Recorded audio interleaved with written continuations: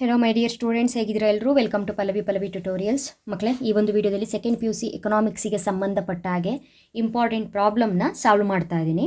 So already ಈ ಹಿಂದಿನ ವಿಡಿಯೋದಲ್ಲಿ ಚಾಪ್ಟರ್ ನಂಬರ್ 4 ಏನಿದೆ, the theory of firm under perfect competition, ಈ ಒಂದು ಚಾಪ್ಟರಲ್ಲಿ ಬರುವಂತಹ ಥಿಯರಿ ಟಾಪಿಕ್ಸ್ನ ಈ ಲಾಸ್ಟ್ ವಿಡಿಯೋದಲ್ಲಿ ಅಪ್ಲೋಡ್ ಮಾಡಿದ್ದೀನಿ.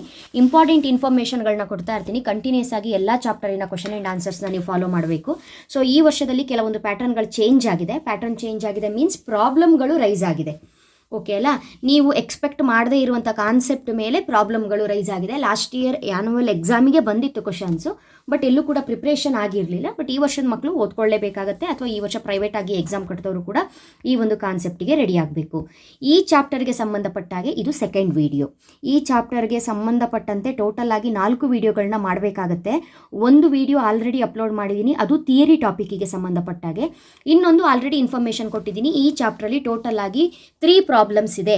3 ಪ್ರಾಬ್ಲಮ್ಸಿಗೆ 3 ವಿಡಿಯೋ ಅಂತ ಹೇಳಿದ್ರೆ ಟೋಟಲ್ ಆಗಿ ಈ ಚಾಪ್ಟರ್ಗೆ ಸಂಬಂಧಪಟ್ಟಾಗೆ 4 ವಿಡಿಯೋಸ್ ಆಯಿತು.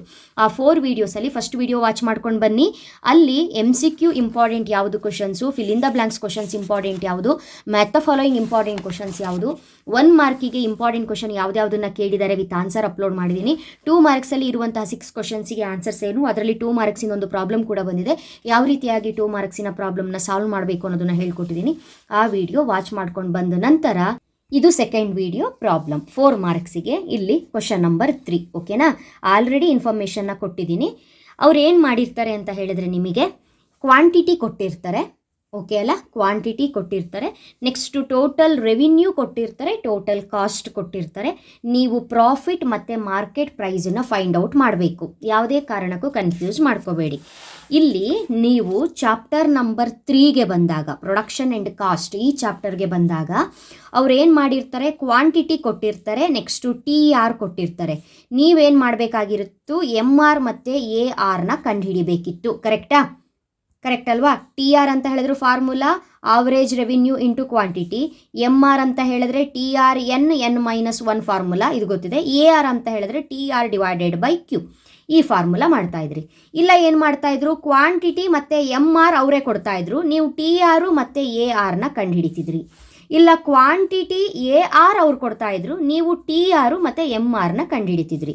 ಸೊ ಈ ರೀತಿ ನಿಮಗೆ ಲೆಕ್ಕಗಳು ಗೊತ್ತು. ಆದರೆ 4th ಚಾಪ್ಟರ್ಗೆ ಬಂದಾಗ ನಿಮಗಿಲ್ಲಿ TR, AR, MR, total revenue, marginal revenue, average revenue ಅನ್ನೋ ಕಾನ್ಸೆಪ್ಟ್ಗಿಂತ ಸ್ವಲ್ಪ ಚೇಂಜ್ ಮಾಡಿ ಏನು ಮಾಡಿರ್ತಾರೆ, ಅವರು ಕ್ವಾಂಟಿಟಿಯನ್ನು ಕೊಟ್ಟಿರ್ತಾರೆ, ಟೋಟಲ್ ರೆವಿನ್ಯೂ, ಟೋಟಲ್ ಕಾಸ್ಟನ್ನು ಕೊಟ್ಟಿರ್ತಾರೆ.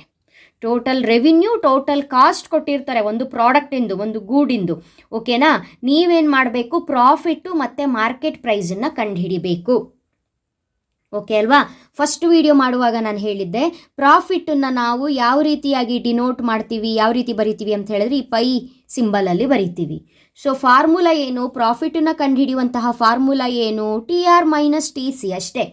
TRಲ್ಲಿ TCಯನ್ನು ಲೆಸ್ ಮಾಡಿದ್ರೆ ನಮಗೆ ಪ್ರಾಫಿಟ್ ಸಿಗತ್ತೆ. ನೆಕ್ಸ್ಟ್ ಏನು ಕಂಡುಹಿಡಿಯೋಕ್ಕೆ ಹೇಳಿದ್ದಾರೆ, ಮಾರ್ಕೆಟ್ ಪ್ರೈಸನ್ನು ಫೈಂಡ್ ಔಟ್ ಮಾಡೋಕ್ಕೆ ಹೇಳಿದ್ದಾರೆ. ಸೊ ಮಾರ್ಕೆಟ್ ಪ್ರೈಸ್ ಅಂದ ತಕ್ಷಣ ನಮಗೆ ತಿಳಿಯುವಂಥದ್ದು ಆವ್ರೇಜ್ ರೆವಿನ್ಯೂ. ಸೊ ನಾವೇನು ಮಾಡಬೇಕು, ಇಲ್ಲಿ ಆವ್ರೇಜ್ ರೆವಿನ್ಯೂ ಫಾರ್ಮುಲಾವನ್ನು ಹಾಕಬೇಕು. ಮಾರ್ಕೆಟ್ ಪ್ರೈಸ್ ಕಂಡುಹಿಡಿಬೇಕು ಅಂದರೆ ಇದು ಎಕ್ಸಾಮ್ವರೆಗೂ ನಿಮಗೆ ನೆನಪಿರಬೇಕು. ಈಗ ಪ್ರಾಫಿಟನ್ನು ಕಂಡುಹಿಡಿಬೇಕು ಅಂತ ಹೇಳಿದ್ರೆ ಅವರೇ ಕೊಟ್ಟಿರೋ ಇನ್ಫಾರ್ಮೇಷನ್, ಇಲ್ಲಿ TR ಕೊಟ್ಟಿರ್ತಾರೆ, ಇಲ್ಲಿ TC ಕೊಟ್ಟಿರ್ತಾರೆ. TRಲ್ಲಿ TCಯನ್ನು ಕಳೆದ್ರಾಯ್ತು, ನಿಮಗೆ ಪ್ರಾಫಿಟ್ ಸಿಕ್ಬಿಡತ್ತೆ. ಮಾರ್ಕೆಟ್ ಪ್ರೈಸ್ ಕಂಡುಹಿಡಿಬೇಕು ಅಂತ ಹೇಳಿದ್ರೆ AR ಆವ್ರೇಜ್ ರೆವಿನ್ಯೂ ಫಾರ್ಮುಲಾವನ್ನು ಹಾಕಬೇಕು ಅನ್ನೋದು ನಿಮಗೆ ನೆನಪಲ್ಲಿರಬೇಕು. ಆವ್ರೇಜ್ ರೆವಿನ್ಯೂ ಫಾರ್ಮುಲಾ ನೀವು 3rd ಚಾಪ್ಟ್ರಲ್ಲೇ ಕಲ್ತಿದ್ದೀರಿ. Total revenue divided by quantity ಮಾಡಿದ್ರಾಯ್ತು, ಆವ್ರೇಜ್ ರೆವಿನ್ಯೂ ಸಿಕ್ಬಿಡತ್ತೆ. ಸೊ ಇದನ್ನು ನೀವು ಇವಾಗ ಸಿಸ್ಟಮ್ಯಾಟಿಕ್ ಆಗಿ ಬರೆಯೋದಷ್ಟೇ ನಿಮ್ಮ ಕೆಲಸ. ಇಲ್ಲಿ ಆನ್ಸರ್ ಬಂದೋಯ್ತು. ಸೊ ಇಲ್ಲಿ ಪ್ಲಸ್ಸು ಮೈನಸ್ಸು ಏನಾಗುತ್ತೆ ಅದ್ರ ಬಗ್ಗೆ ಒಂದಿಷ್ಟು ಇನ್ಫಾರ್ಮೇಷನ್ ಯಾವ ಮಕ್ಕಳಿಗೆ ಗೊತ್ತಿಲ್ಲ, ಅದ್ರ ಬಗ್ಗೆ ನಾವು ಕೊಡಬೇಕಾಗತ್ತೆ.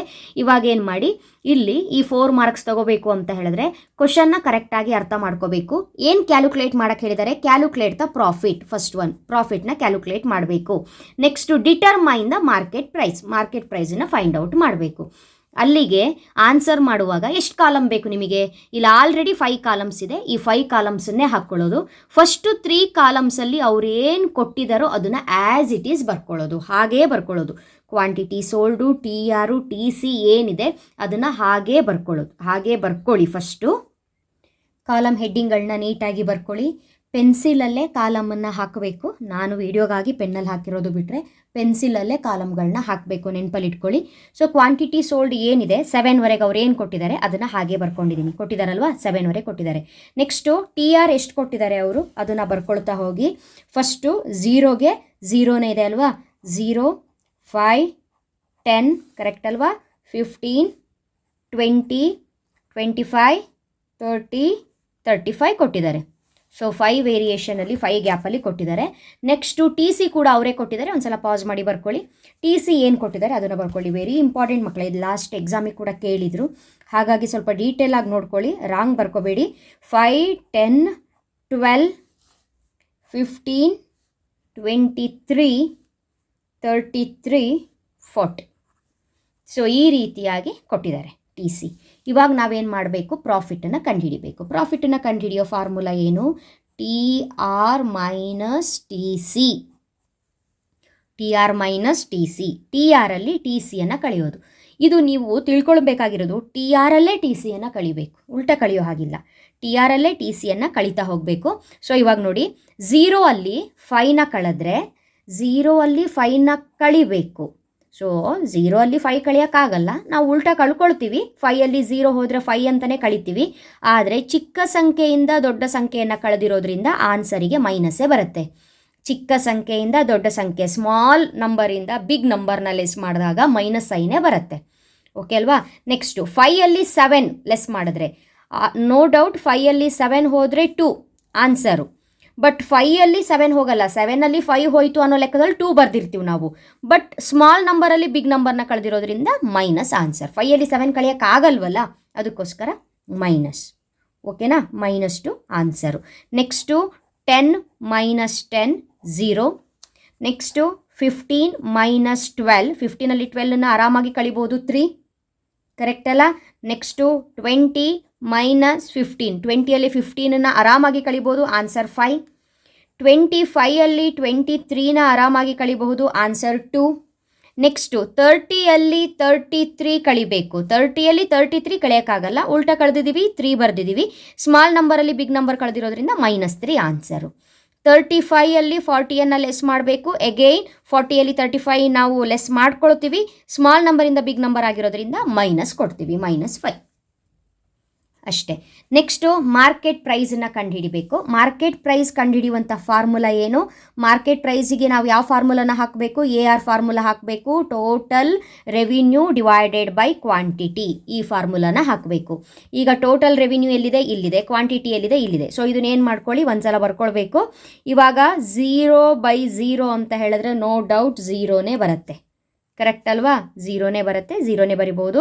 Next 5/1 answer 5, 10/2 answer 5, 15/3 answer 5, next 20/4 answer 5, 25/5 answer 5, 30/6 answer 5, 35/7 answer 5. ಎಲ್ಲ 5 ಬಂತು.